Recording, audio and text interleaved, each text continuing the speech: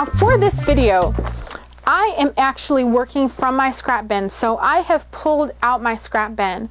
The information that I've shared previously was really about working with strips of fabric, but that's not what I have. I have a scrap bin with all sorts of random sized pieces, and I'm sure that you do too, because everyone, as we're quilting along, we end up with lots of fabric sort of left over from the quilts that we're making.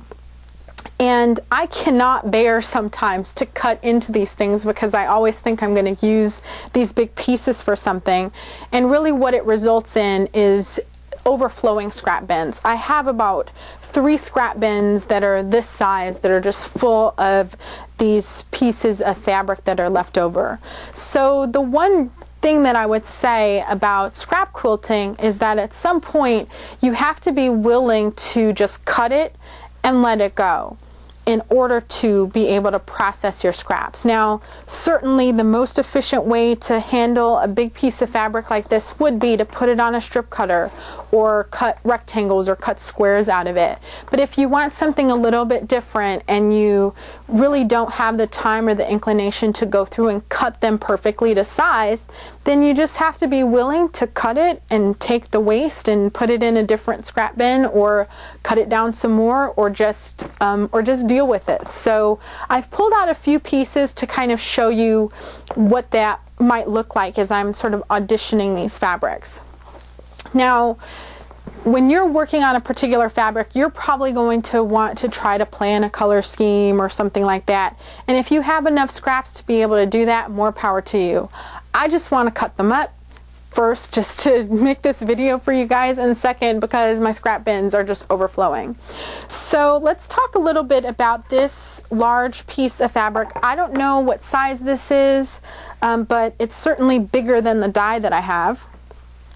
And all I really want to do is know whether or not this is going to fit over my die. So if I look at this, I can see that if I fold this piece of fabric, it's going to cover my shapes. I could certainly cut it this way.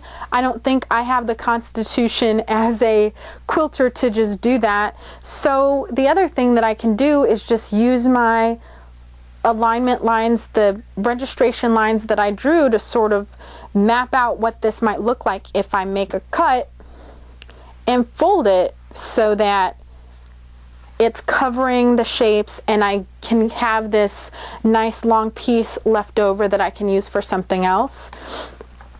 I certainly might want to straighten the edge, but if I'm scrap quilting, I'm not worried as much about the grain, although with these larger pieces it certainly does help if you can follow the grain as much as possible.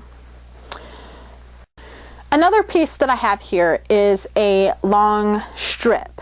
And this strip just happens to be 6.5 inches. So that's really, really great. What I wanted to tell you about cutting with long strips, and this is a great time to demonstrate this, is that I want to be careful about fan folding, because this particular shape has angled sides, and if I just accordion fold, I have the potential to lose a lot more fabric. So I'm actually going to, I will fold this fabric in half, but I'm not actually going to accordion fold the fabric. What I'm going to do is just put this on the die, just like that, and load it into my tray. This is the Studio die, and I'm loading this on the Big Shot. So when you're using Studio dies in the Big Shot Pro, excuse me, you want to take everything out of the tray, and just the Studio die goes in by itself. So you don't want a cutting plastic underneath. You want to layer your mat on top, and you're going to use your Sizzix cutting pads for this activity, and I'm just going to run this through. It's very easy to turn, as you can see. And what I want you to notice is the shape that comes off of this die. Okay, so I'm not so worried about the triangles. I've got the triangles. This piece is going to be waste unless you leave room when you align that for it to sort of represent half of a triangle. I certainly didn't do that, but if you wanted to do that, you'd need to give yourself a little bit more leeway so that you could recut this as a half isosceles. What I want to call your attention to, and let me just pull in my scissors here because I'm just going to cut away these little scraps, is the angled piece that results. So on this one, I've got 2 layers of this angled side. And as this came off of the die, this is the side that it came off of. So what I'm going to do is just slide this down, flip it over, and that angle now exactly matches the other side. Now it does look like I'm not going to get a full cut on the other side here. And if you're a scrap quilter or you've been quilting for any amount of time, you know, hey, I might be able to just fudge that because it's not a full 1/4 inch, and that's going to come off in the seam allowance. So I'm not going to worry about that one too much. So I can actually take this now and recut it. And sometimes, because I've been doing this for a while, sometimes I will actually fudge my cuts just a little bit because I know where I can fudge my seam allowance, and so I tend sometimes to take liberties with some of the die cutting. It's not that you want to create shortcuts on purpose, it's just that sometimes it's just easier to do that, and also this fabric is going to stretch a little bit as it goes through the machine, and so I'm not going to worry about that too much. So as I come back over here, you can see that I just barely made that cut.